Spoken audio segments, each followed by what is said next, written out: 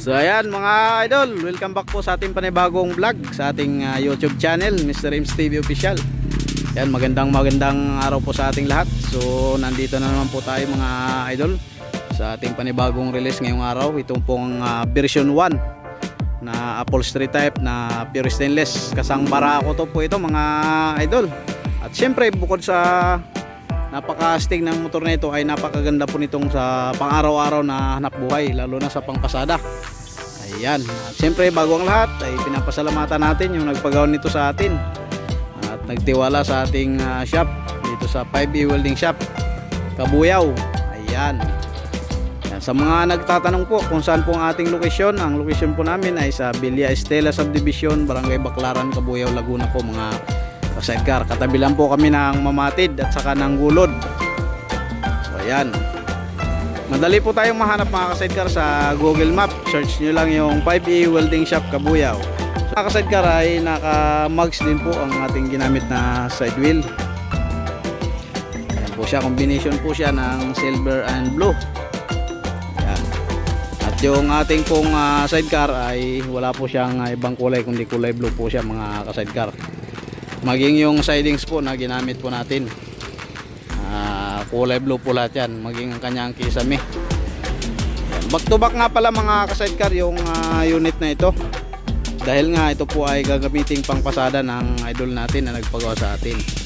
So ayan po yung kanyang kisame mga idol.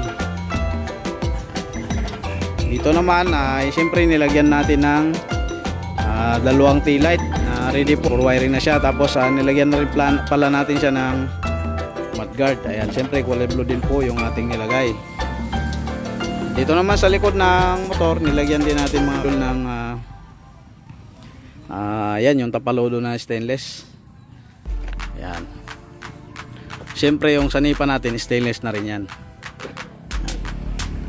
So ito yung lining natin na ginamit. Ayan, kulay blue din po yan mga idol. Siyempre mayroong carrier. Yan, dito naman sa motor, nilagyan din po natin siya ng driver ladder na siyempre pang padagdag ng pogi at saka tibay ng unit. Ayan, mga half lang po na tubo yung ginamit natin, schedule 40. Yan, stainless po yan mga idol yung ating ginamit. Gauge 40 po yung kapal niya, napakatigas. Ayan.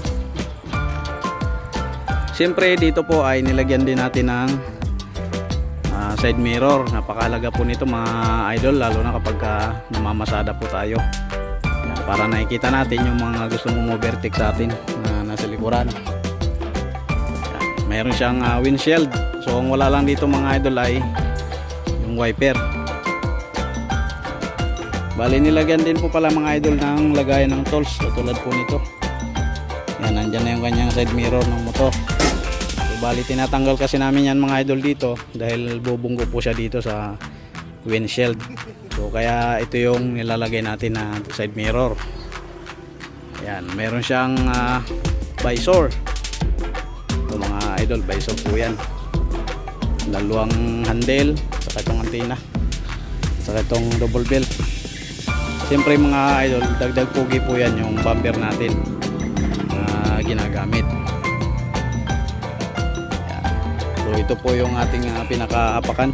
Ginamitan na rin natin siya ng tubo. Yan. Bali ang mga upuan po nito mga idol ay mga detachable po lahat yan kapag gusto nyo kargahan ng pangmaramihan.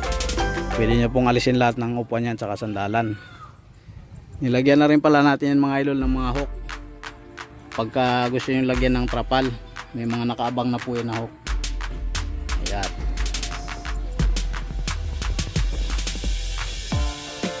Ang halaga nito mga idol ay nagkakahalaga po siya ng 75,000. Ang down payment po nito ay 20,000 mga idol, para po kayo ay makapag-line up sa amin dito sa 5E. Ayan, maraming salamat po mga idol sa inyong patuloy na panonood sa aking vlog, Mr. Ims TV Official. Siyempre nandito po pala yung mga idol natin. Ayan, si Idol Amos. Ayan, at si Idol Imos. Ayan, mga kasama ko para na may road test po yan. Ayan, ayos naman na at talagang pwede na nating i-release. Ayan, magandang araw po sa ating lahat mga idol. God bless you po.